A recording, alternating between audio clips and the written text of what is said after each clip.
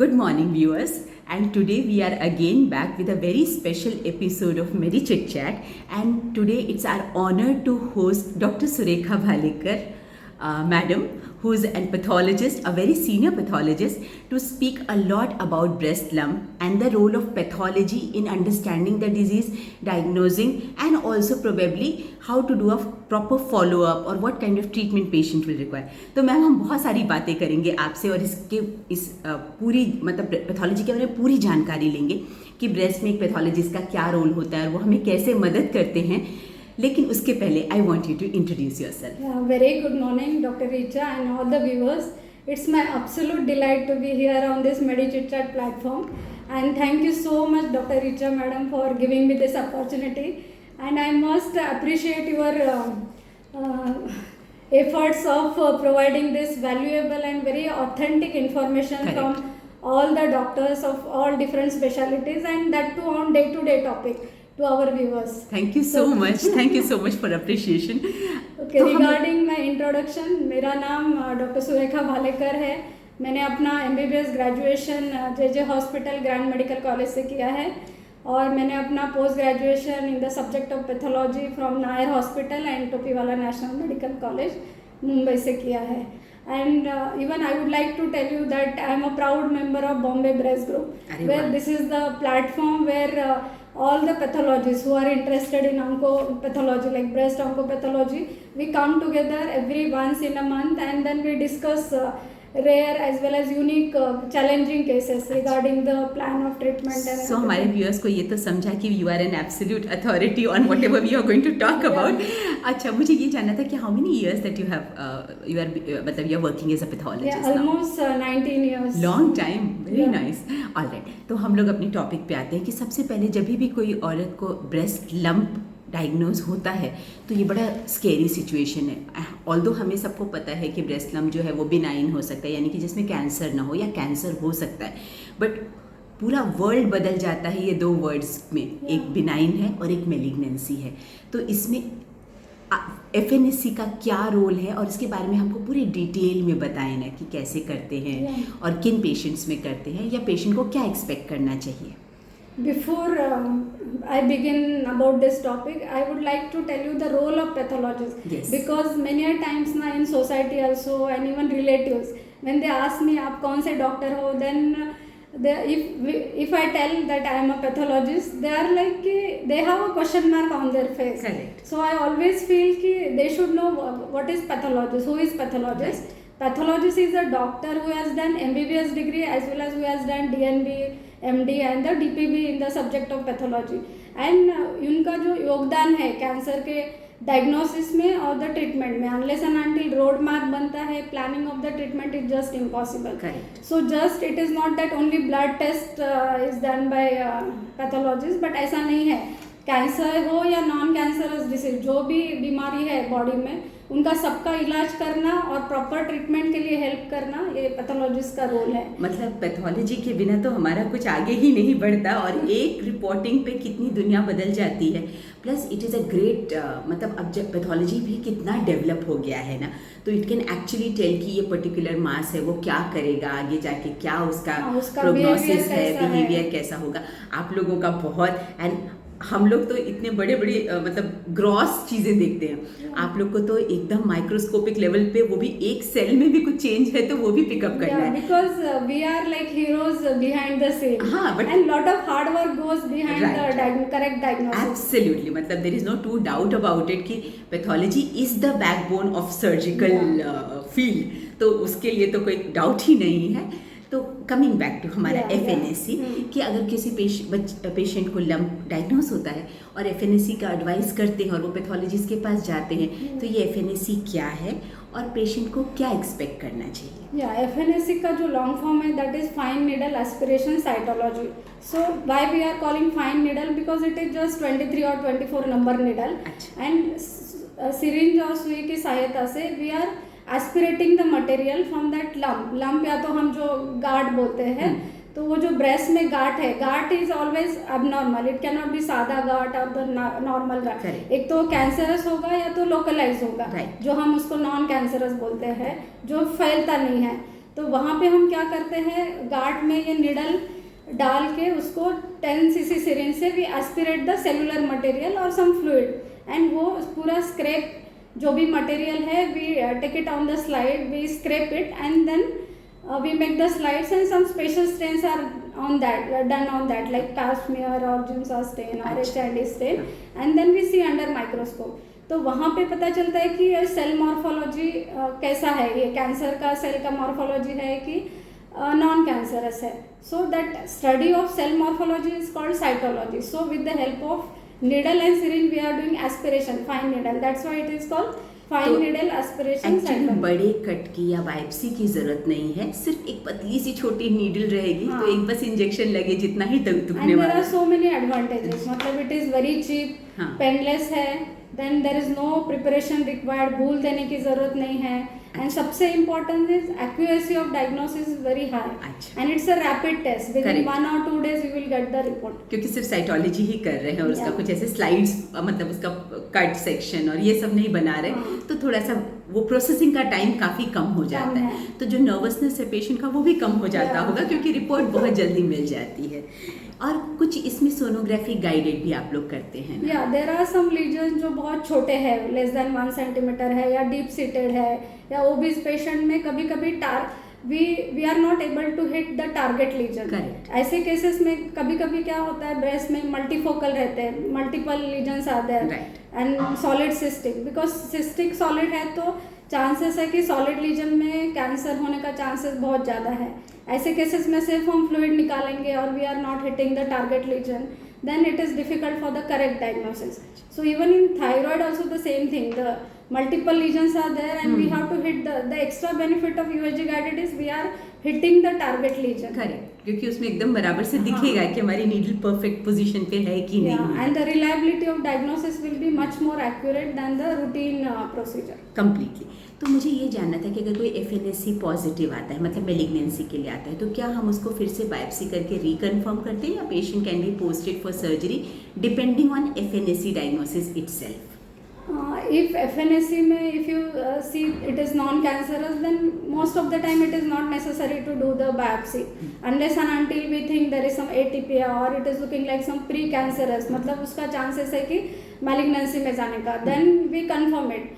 Otherwise there is no need, but in case we are suspicious and we have given that it is duct carcinoma, cancer है, then again we have to confirm, because after we give the diagnosis there will be a major surgery. Correct. And before, it's a major decision of doing major surgery. Right. Then before doing that we have to be very sure that we have to do the biopsy and confirm it. तो अगर benign आया, simple आया, तब तो उसको confirmatory नहीं जरूरत होती, लेकिन अगर थोड़ा भी उसमें सस्पिशन है तो उसको बायोप्सी से फिर रिकन्फर्म करना बेटर रहता है, क्योंकि बहुत बड़ी सर्जरी प्लान रहती है या जो भी उसके आगे का मैनेजमेंट है वो बायोप्सी पे ही डिपेंड करता है. अभी मुझे ये जानना था कि जब हम लोग का ये एक बार डायग्नोसिस हो गया तो पैथोलॉजिस्ट ने हेल्प किया हमको FNAC करने में, फिर अगर ज़रूरत लगी तो बायोप्सी करने में, और बायोप्सी के बाद बाई चांस ये पेशेंट जो है वो अनफॉर्चुनेटली मैलिग्नेंसी के निकलते हैं, तो पैथोलॉजिस्ट का बहुत सारा रोल जो है वो इंट्रा ऑपरेटिव भी होता है कि जब सर्जन और सर्जिकल टीम ऑपरेट कर रही है OT में, तो पैथोलॉजी का पूरा टीम जो है वो frozen section and other things को अरेंज करने में, और एक पूरा एक स्टाफ ग्रुप लगता है वहाँ पे. तो ये फ्रोजन सेक्शन का क्या रोल है और इसको कैसे करते हैं, इसके बारे में थोड़ा सा एक सादी लैंग्वेज में जो हमारी जनता को समझ में आए वैसे बताइए. ये फ्रोजन सेक्शन जो है ये इंट्रा ऑपरेटिव प्रोसीजर है, because it's very rapid method of diagnosis. जो बायोप्सी रूटीन प्रोसेसिंग में हमको डायग्नोसिस के लिए 3 to 4 days लगते हैं या कभी कभी 7-8 days लगता है, बट यहाँ पर within 20 minutes we are giving the diagnosis. Patient is on table, वहाँ से हमको surgeon is removing a small piece of tissue and then directly we are freezing it on a microtome. There is inbuilt microtome in that cryostat machine. So that inbuilt microtome होने से we are freezing the tissue at -20 to -30 degree. Okay. And the water inside the tissue, जो water है, it is becoming ice. See, for cutting the tissue, we need hard tissue because normally we are fixing in formalin. Right. Here the ice will become embedding media. Because it is converting into ice at -20 to 30 degree centigrade, and we are cutting, then we are doing some special stains and we are looking at that. But when it is important, because in biopsy now, biopsy will help in many ways. On biopsy, we can give grading of the tumor, we can stage the tumor, along with we can do some special tests like immunohistochemistry and the molecular test. Correct. So why immunohistochemistry is important? Because suppose there are 3-4 patients and they have breast carcinoma, it is suspicious, and even breast biopsy pe bhi it is confirmed that it is. But again the behavior will be different, whether they are hormone receptor positive or HER2 तो positive. ये तो हमारा बाद के treatment का आ गया, जिसके बारे में हम फिर से बात Even on करेंगे. biopsy also, अच्छा. because when doing frozen section we need to know कि Okay, अगर अच्छा. estrogen receptor positive है, हाँ, then हाँ. we give hormonal treatment, we shrink the size of the tumor, अच्छा. because this report will help for the neoadjuvant chemotherapy also. Fantastic. तो मतलब बहुत कुछ जो है वो फ्रोजन सेशन पे ही डॉक्टर को हेल्प करने की, ये किस तरह का ट्यूमर है, ये कैसे बिहेव करेगा, और इसको इसी समय सर्जरी करें या ट्यूमर को थोड़ा रिड्यूस करके और फिर बाद में एट अ लेटर स्टेज हम सर्जरी करें. Even on frozen we do sentinel node biopsy. हाँ. So हमारे जो armpit है axilla में there are some lymph nodes. There are different levels of lymph node, like level 1, level 2 and level 3. अगर suppose level 1 lymph node involve है तो chances है कि level 2 and 3 में भी फैलने के chances है. अच्छा. तो in olden days what surgeon used to do, they used to remove the whole breast along with the axillary dissection. Okay. जब उनको पता चलता था कि कैंसर है. But now days what we do, we confirm कि whether first level lymph nodes are involved or not. If they are not involved, there is no need of extra dissection. अच्छा. Because if we do total axillary dissection, then chances है कि patient को सूजन आ जाता है. Correct. That is called lymphedema. Correct. So that is again a side effect of excessive surgery when it is not really needed. Needed. तो मतलब patient doctor को on table बहुत सारा डिसीजन जो है वो हमारे पैथोलॉजिस्ट फ्रेंड्स हेल्प करते हैं. Even margin status. Correct. If margins are involved, then surgeon has to dissect the surrounding tissue again. If not involved, then there is no need to do extra तो dissection. मतलब एक मोटे तौर पे समझ में आया हमको कि सर्जरी को जो इंट्रा ऑपरेटिव सर्जरी है, जब टीम ऑपरेट कर रही है तो वो पैथोलॉजिस्ट क्या रिपोर्टिंग कर रहे हैं उसके हिसाब से वो किस तरह की सर्जरी उन्हें प्लान करनी है, कितना ट्यूमर निकालना है, वो कहाँ तक फैला हुआ है और क्या पेशेंट के लिए सबसे सही रहेगा, ये पूरा हेल्प जो है वो पैथोलॉजी टीम करती है. एंड दे आर काइंडली मतलब they are implementing the knowledge what pathologist has actually given them. So very nice. अभी हम लोग जानना चाहते थे कि फाइनल एक बार अभी मान लीजिए सर्जरी हो गया तो फाइनल HPR हिस्टोपैथोलॉजी रिपोर्ट का तो इतना इम्पोर्टेंस है. तो ये आप किस तरह से क्या क्या देखते हैं और किस तरह से रिपोर्टिंग करते हैं? Okay, so histopathology report means here we are studying the tissue. अब FNSE में हमने सेल मॉर्फोलॉजी देखा, बट यहाँ पे we are studying the tissue. That is why it is called histopathology. तो टिश्यू मतलब सेल मिलके टुगेदर वो टिश्यू बनाते हैं. अभी यहाँ पर each and every details of that report is important for the planning of the treatment. So पहले जैसे ही बायोप्सी या तो हिस्टोपैथोलॉजी जो पूरा ट्यूमर हमारे पास आया है तो उसमें फर्स्ट थिंग तो हम देखते हैं कि कैंसर है कि नॉन कैंसरस, जो भी मास है लीजन जो आया है कैंसर है कि non cancerous. Second thing whether it is primary और मेटास्टैटिक. अच्छा. Why it is important, because metastatic मतलब वो ट्यूमर कहीं और से, इट कैन बी लंग से आ रहा है या लिवर से आ रहा है in the breast. Correct. And अगर प्राइमरी है तो that means it is arising from the breast tissue itself. हाँ, because if we give metastatic then treatment will totally differ. Absolutely, because we have to treat the problem कहीं primary. और है हाँ. और मतलब उसका इफेक्ट कहीं और आया है हाँ. पेशेंट पे. Then when we know that it is a primary tumour then we do the grading. Grade 1 है या 2 है या 3 है. ये मोटे तौर पे ग्रेडिंग का क्या मतलब होता है एक एवरेज पर्सन के लिए कि जैसे जैसे ग्रेड बढ़ता जाता है वैसे वैसे तो सीवियरिटी? उसका प्रोग्नोसिस इतना अच्छा नहीं रहता है, सर्वाइवल भी अच्छा नहीं रहता है. जितना ग्रेड कम है इसका मतलब कि पेशेंट का सर्वाइवल ज़्यादा बढ़ेगा. तो ये जो ग्रेडेशन है ये नॉर्मली सेल की प्रॉब्लम में पता चलता है या पूरा का पूरा पिक्चर देख के हाँ आप ग्रेडिंग करते हैं? ग्रेडिंग हम ट्यूमर का साइज भी देखते हैं, लिम्फ नोड स्टेटस देखते हैं, how many lymph nodes are involved. अगर ग्रेड 1 है तो उसमें 3 लिम्फ नोड है, 3 से 6 है या 10. So each and every minor details of that tissue is seen and मतलब एक ही फैक्टर पे वो डिपेंडेंट नहीं रहता. ग्रेड करते समय बहुत सारी चीजों को ध्यान में रखते हैं. इवन लिम्फोवास्कुलर एम्बुला है कि बिकॉज अगर lymphovascular emboli if we see that means chances है कि पेशेंट को मेटास्टेसिस दूसरी जगह फैलने का चांसेस बहुत बढ़ जाता है, करेक्ट। न्यूरल इन्वॉल्वमेंट है क्या। तो मतलब फाइनली जो है हिस्टोपैथोलॉजी में हमें वो किस तरह का ट्यूमर है और कितना ग्रेड बढ़ा हुआ है और प्रोबेबली स्टेज भी कहाँ तक पहुंचा हुआ है, हाँ। ये तीनों चीज़ों की बहुत डिटेल में जानकारी मिल जाती है।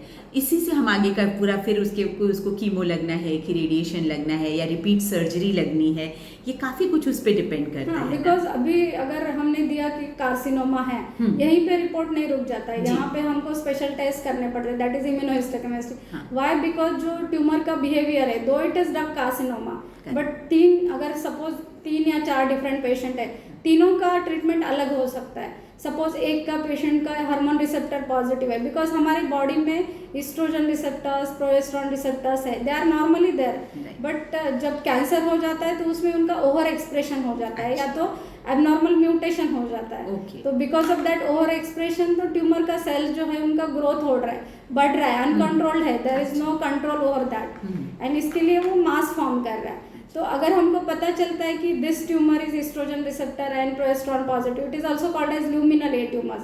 So they have very good prognosis, these luminal tumors. And nowadays oncosurgeon call that this is stage 1 tumor या luminal tumor.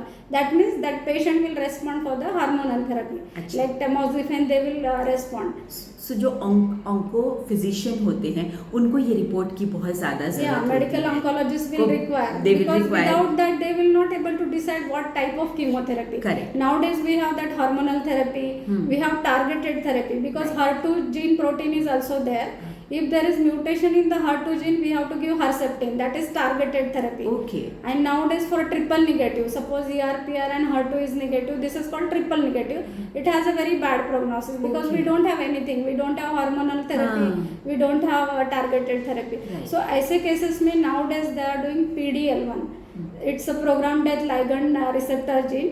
तो ये जीन क्या करता है, जो हमारे इम्यून सेल्स है, टी सेल्स जो है, उसको it will block. Normally T cells क्या करते हैं, जो भी कैंसर सेल्स है या जो भी फॉरेन एंटीजन है, it will kill that, but in this case PD-L1 is blocking the T immune cells, that lymphocytes which are important for our immunity. But यहाँ पे अगर PD-L1 अगर एंटी PD-L1 दिया तो we are indirectly stimulating our immunity. We are stimulating the T cells. So that T cells will take care of the tumor cells. Alright. So that is called immunotherapy. I understand कि जो pathology की report है उसके बाद ही एक बार surgery हो गई तो आगे ये पेशेंट को हम रेकरेंस कैसे प्रिवेंट करें या फिर जो ट्यूमर सेल बच गया है उसको हम कैसे ट्रीट करें, ये बहुत कुछ डिपेंड करेगा कि आपकी पैथोलॉजी की जो फाइनल रिपोर्ट है हिस्टोपैथोलॉजी और साथ में जो आप मॉलिक्यूलर और जो एडवांस्ड IHC वगैरह जो करते हैं, ये बहुत ज़्यादा इम्पॉर्टेंट है। मुझे थोड़ा सा ब्रैका के बारे में भी ज़रूर बताइए।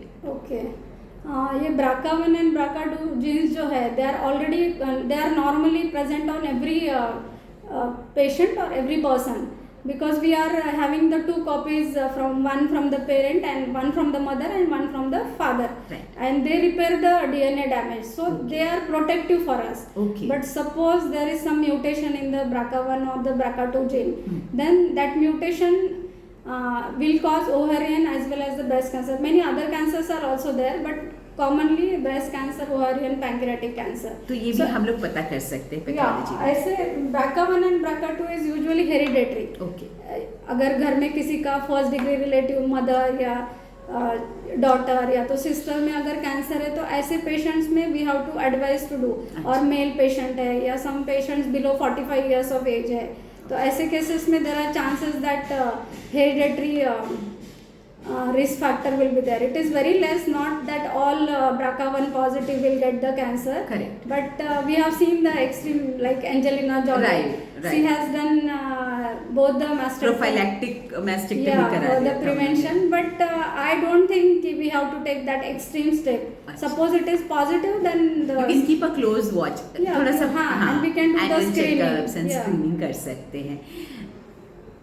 ये पूरा हमने बहुत कुछ जाना, बट अगर आपको अपनी तरफ से कुछ और हमारे दर्शकों को पैथोलॉजी और ब्रेस्ट कैंसर के बारे में अगर आपको कुछ भी अपनी तरफ से ऐड करना है doctor Surekha, it will be a pleasure to hear you. Okay, I think cancer is just a word, it is not a death sentence और it is not the end of life, and the proper awareness of this breast cancer, awareness of self examination. Suppose you notice breast cancer और any गाट या तो lump है breast में, तो immediately you should consult a doctor, because and you have to trust your doctor, because everyone has to follow the protocol. If you don't follow the protocol, then it is very difficult to treat a patient. Okay. And there are so many advancement in the diagnostic modalities are there. So if we take the help of this laboratory tests and the advanced technique, then definitely the cure is possible, not only for the stage 1 and 2, even we can for stage and 3 we can give a palliative treatment and we can give a quality life to the patient. Thank you so much, it was such a pleasure talking to you. और हमने इस पूरी बात से ये तो समझा कि पैथोलॉजिस्ट का रोल कितना इम्पॉर्टेंट है। तो जब भी अगर कुछ ऐसा है, कोई भी ऐसी प्रॉब्लम अनफॉर्चुनेटली आती है, तो आप अपने डॉक्टर से ज़रूर डिस्कस करें कि आप ये पैथोलॉजी या FNAC किस लैब में या किस पैथोलॉजिस्ट के पास भेज रहे हैं और उनका कैसा एक्सपीरियंस है, so that you are well aware in the diagnosis and as well as further management of your loved ones or yourself or whatever. Thank you Dr. Surekha, it was such a pleasure talking to you. किसी और topic पे हम एक बार फिर से ज़रूर बात करेंगे. It was so nice hosting you. Thank you so much. Thank you so much.